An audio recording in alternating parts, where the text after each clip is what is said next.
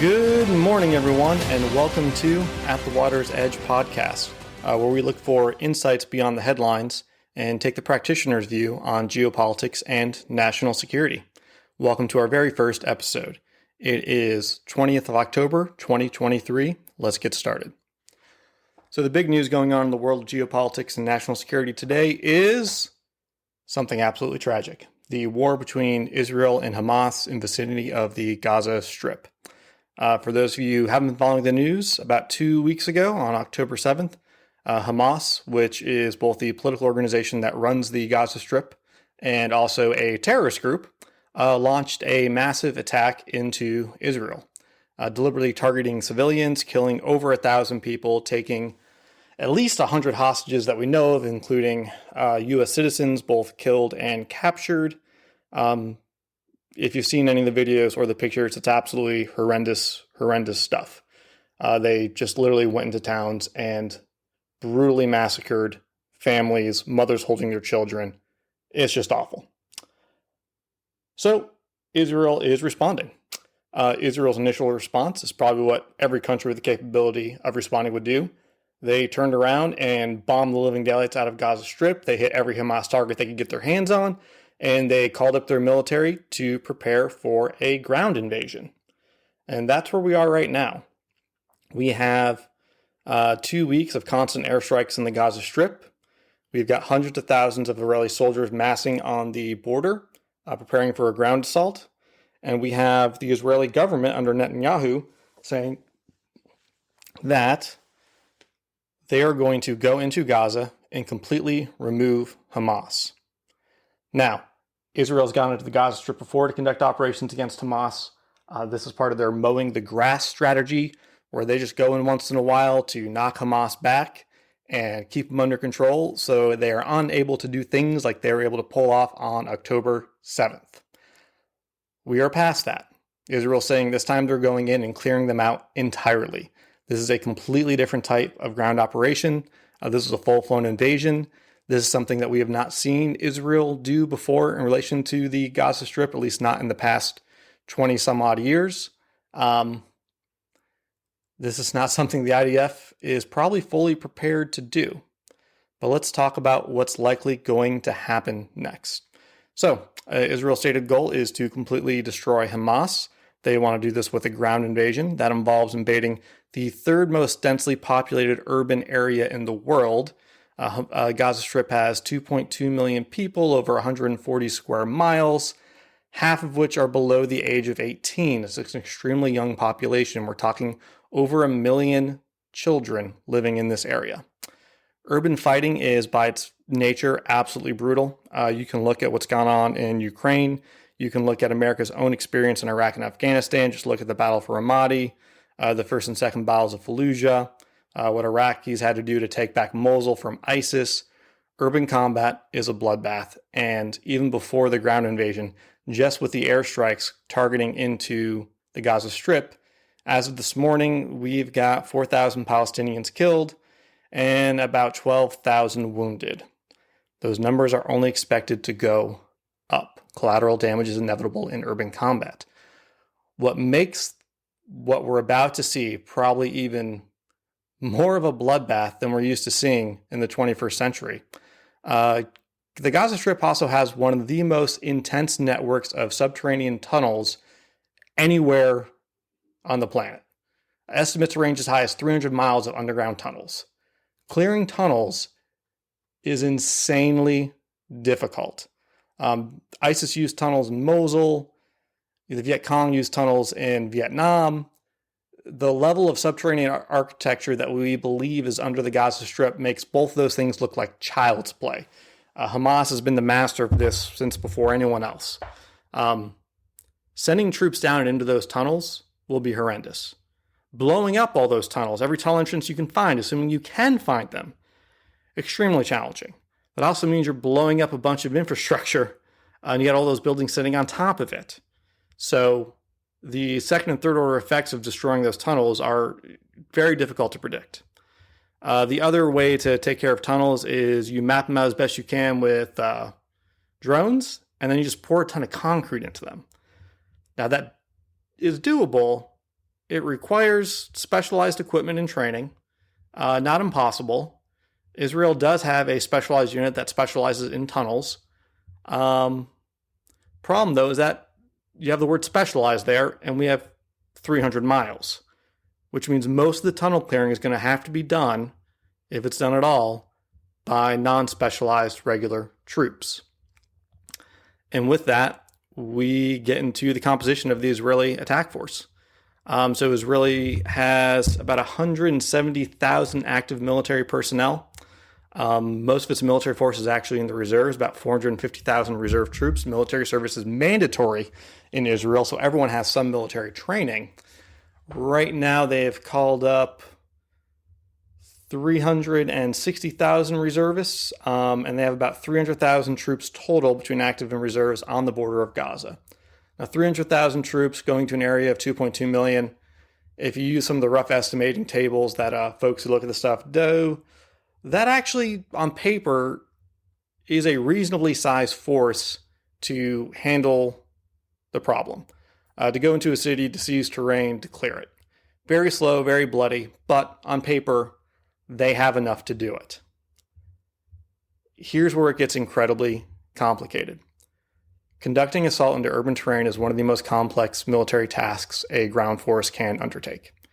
It requires an extremely professional cadre of staff officers to enable combined arms maneuver warfare, integrating air and ground elements so you can mass fires at decisive points and keep your troops from being bogged down and continue to make progress.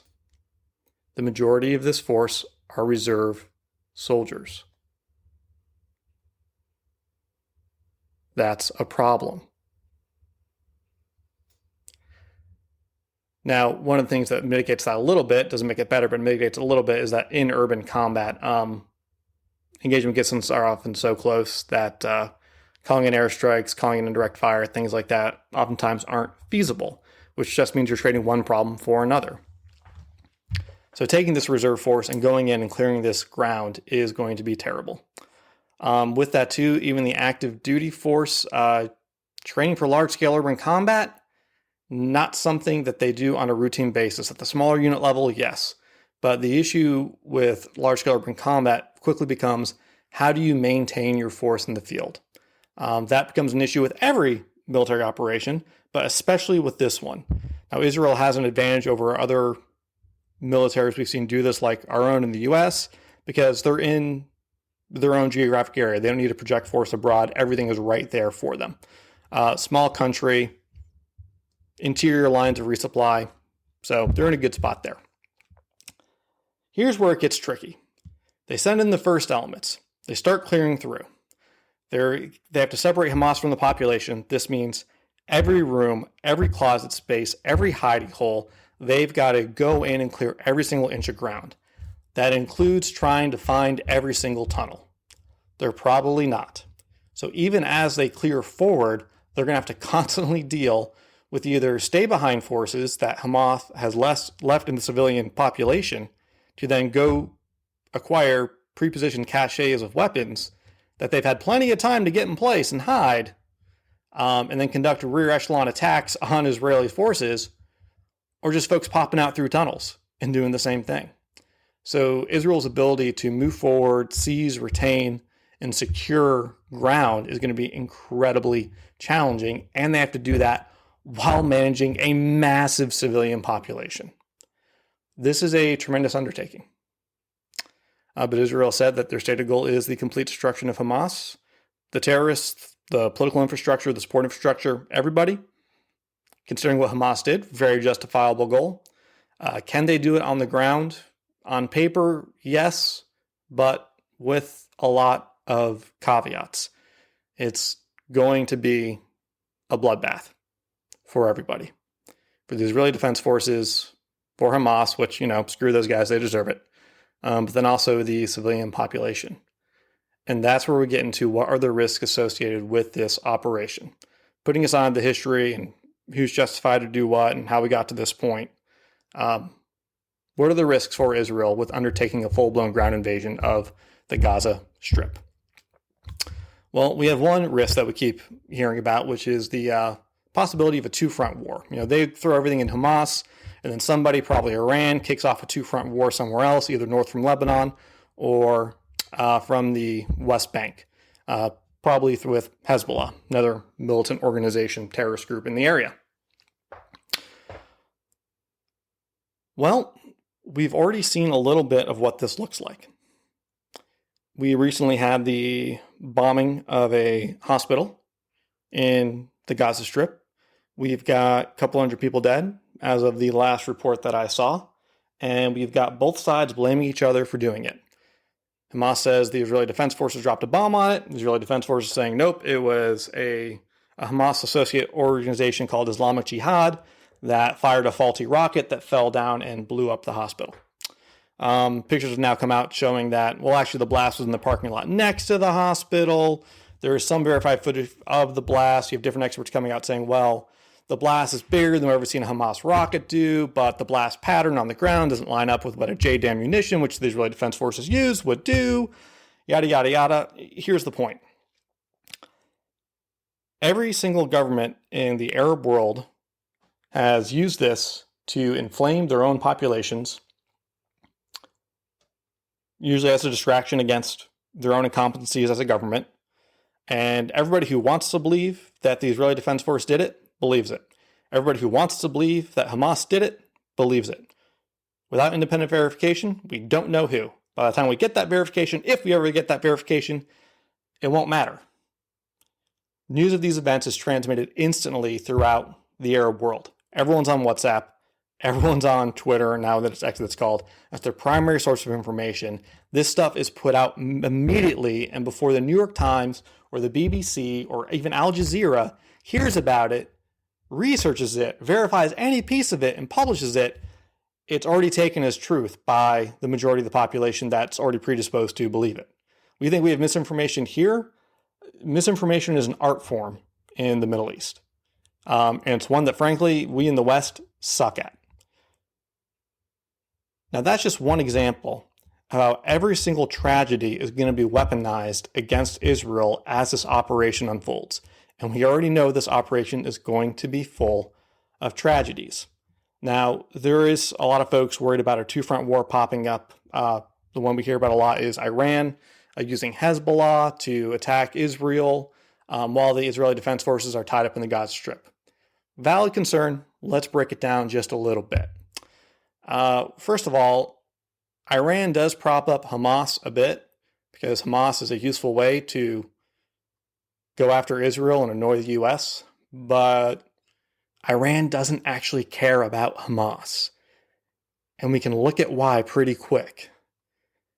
Hamas is a Arab, Sunni, Muslim organization. Iran is a Persian, Shia country. According to them, Hamas and everyone like them are apostates who deserve to die. So they don't really care what happens to Hamas, and they don't really care what happens to the Palestinians.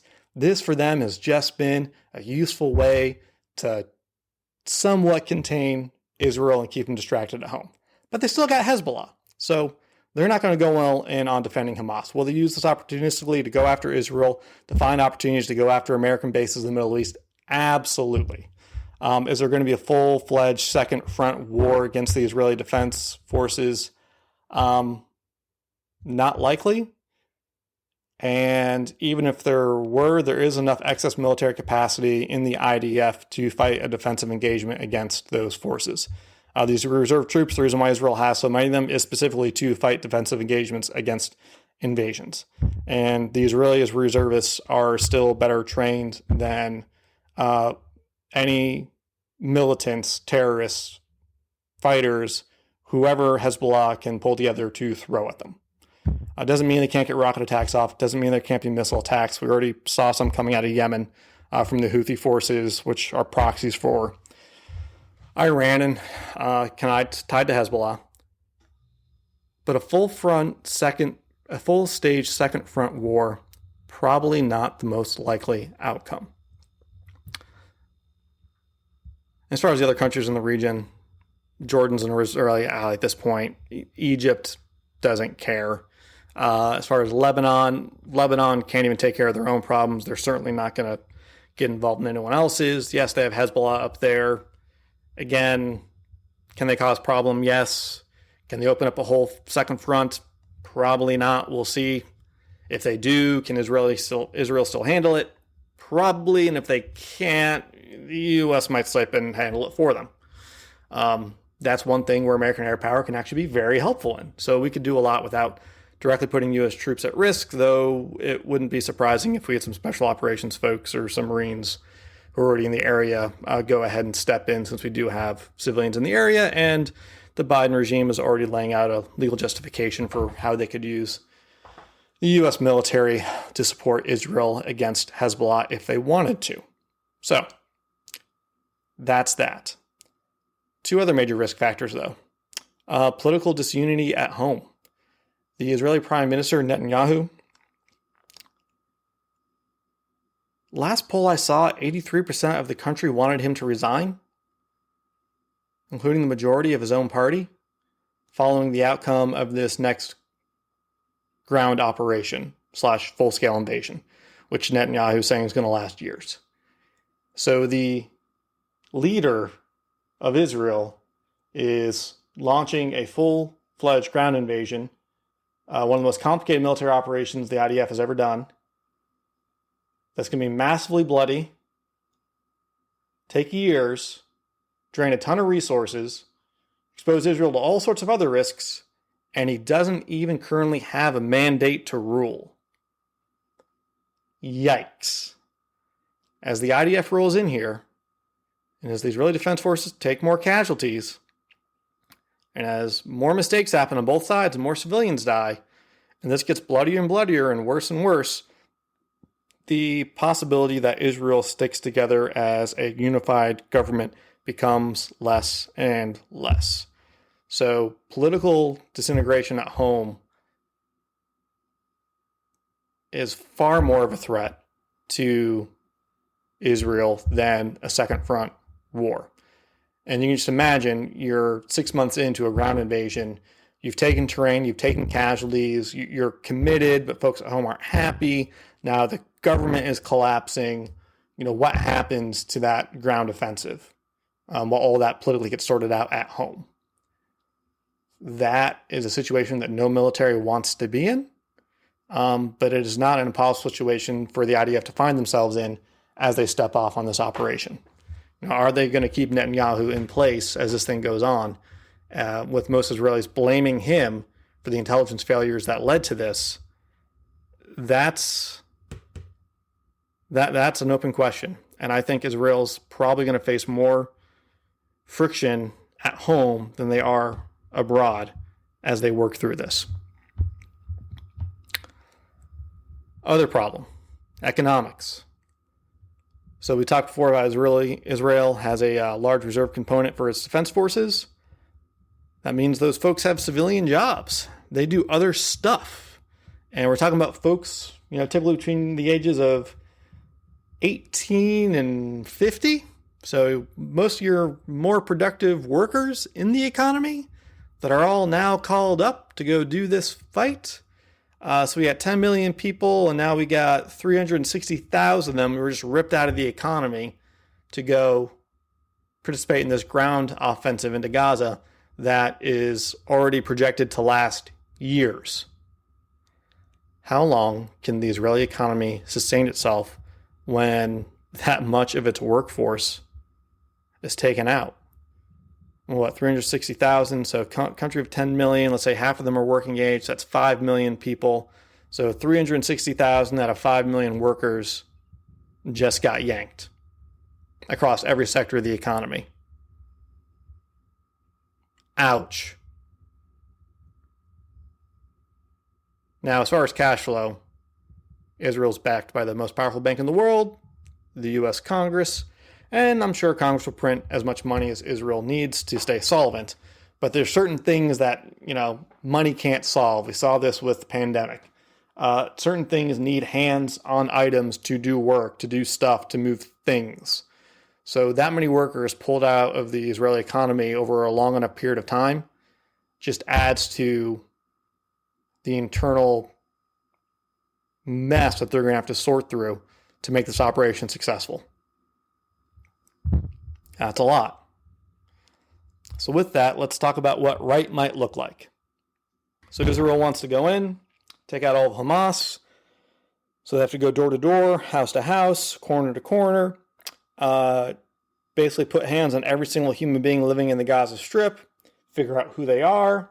If they're Hamas, kill them. If they're not, put them somewhere. And they got to do that while preserving as much of their own force as possible. Well, we actually have a playbook for how this works. The American military already learned most of these lessons the hard way in Iraq and Afghanistan. There's larger questions about state sovereignty and political unity and what constitutes a state and the nation versus the state that all these things get into every time you're doing counterinsurgency. But as far as the city-by-city security picture, we've actually got a good playbook for that. So you isolate the city. Well, Israel's done that already. And you start clearing in block by block. And as you clear in block by block, you bring in governance behind you. You bring in tons of aid organizations. You bring in medical support. You bring in electricity, portable generators, everything. And as you clear through, you leave the area you cleared looking 10 times better than what folks had before. So you show them that you can provide a better governance structure than the people that you just kicked out. Well, this would imply that Israel is going to take over governorship of Gaza or has a plan in place to establish a new government post-Hamas. Both things Israel has already said they don't have. They don't want to stay and occupy and be the new government, and they don't have a plan for what happens after Hamas. Now, they have time to figure that out before they step off on this. Whether or not they're going to, it's not looking good. A couple indicators here. If you had that mindset, if you were going to take that approach, you probably wouldn't be cutting off all aid to Gaza. All water, the whole siege thing, you wouldn't be doing that because it's not doing you any favors. You are already antagonizing the population against you. You are giving credence to everything Hamas said. And since you already know at the point of contact with the enemy, you have enough firepower to kick their ass already. You're not degrading Hamas's fighting capability in any meaningful way. And you already can beat them. You're just making everything else worse for everybody else. So the one third-party actor in this you might be able to get on your side eventually, you're pushing them away even harder. With that too, airstrikes. Israel's been doing a shit ton of airstrikes over the past 2 weeks, and understandably so. However, they're probably not hitting any Hamas targets at this point. So the way this works, for those who don't know, you get attacked, Hamas attacks on the 7th, Israel says, okay, we're going to pull up every Hamas target that we have in the Gaza Strip, and we're bombing them all right now as quick as we can. Get the jets in the air, everything's approved, go get them. Because Israel has an intelligence service. And what intel folks do is they sit around and they plan targets. And they put together targeting packages on targets. And these targeting packages have things like, hey, at this corner or this intersection, there's a Hamas checkpoint. And it typically has 2 people in it, and one of them has an AK-47, the other one's got a radio and a water bottle, and they do this. Okay, between those 3 checkpoints in this area, they all go back to this house. Okay, that must be a cache site. Boom, target. All right, based on radio intercepts, we know there's a command post over here. Boom, target. Cool. You only have so many of those high-fidelity targeting packages sitting on the shelf. And then we have the question of, these are the same folks who missed this entire attack coming, even though they were warned about it. So the credibility of their work is already somewhat suspect, but let's just put that aside. The deeper into the strikes you get, the less integrity you have for every single target that you're hitting. And the more time Hamas has to take their infrastructure and put it places that are not easily bombed, aka those 300 miles of tunnels. And since Hamas, in all likelihood, knew that the most likely outcome of their operation was a ground invasion by Israel, was a massive air retaliatory strike, they probably had all that stuff put away anyway. So right now these airstrikes are doing two things. Well, a couple of things. A few things. They're killing a bunch of civilians, which is further inflaming tensions not only in the Gaza Strip, but also around the world, and will eventually erode all this goodwill and faith that Israel has behind them right now. So it questions Israel's integrity. They are probably not destroying any useful Hamas targets that would assist in the actual ground invasion. They are rapidly depleting Israel's stockpiles of munitions, which, I mean, we're already backstopping Ukraine. I know we're saying that we can backstop Ukraine and Israel with munitions. That is a finite quantity, and they might want to save those for later. Might have some better uses for them as this invasion kicks off. And then the other thing it's doing is it's creating massive amounts of rubble. Rubble is the most defensible thing you can find in a city. Rubble is great. If you're a defender, you'd rather defend a ruined building than a well put together one. There's so many new angles to play with. It's so much harder to identify where things are coming from. Like if you're looking at a fully formed building, and you're taking gunfire, okay, it's coming from a window. It's coming from a balcony. You can identify the possible areas where it's coming from.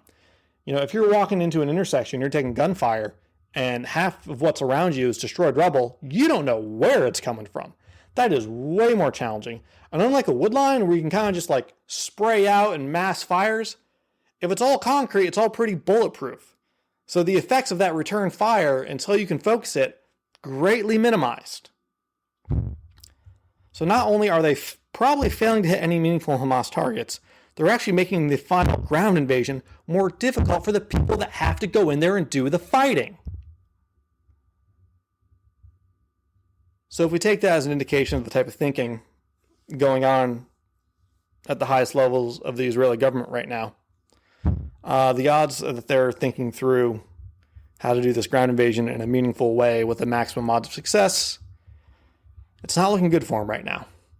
And people can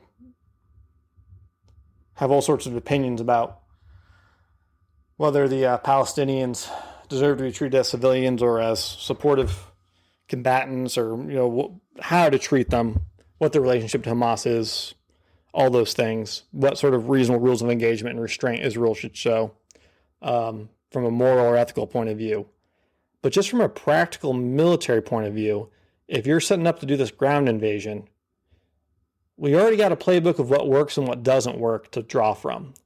And Israel's not using it. Maybe that's why Biden, when he was there the other day, actually told them, hey guys, we've been doing this for 20 years and we made a lot of mistakes. You should look at some of our mistakes before you start this. Probably one of the wisest things Biden has ever said. Anyway, so that's where we're at as of today. Israel's gearing up for a massive invasion. We'll see how it goes. It's going to be terrible for everyone involved. Yeah. Not much else to say besides that. Anyway, thanks for joining. Looking forward to talking next time.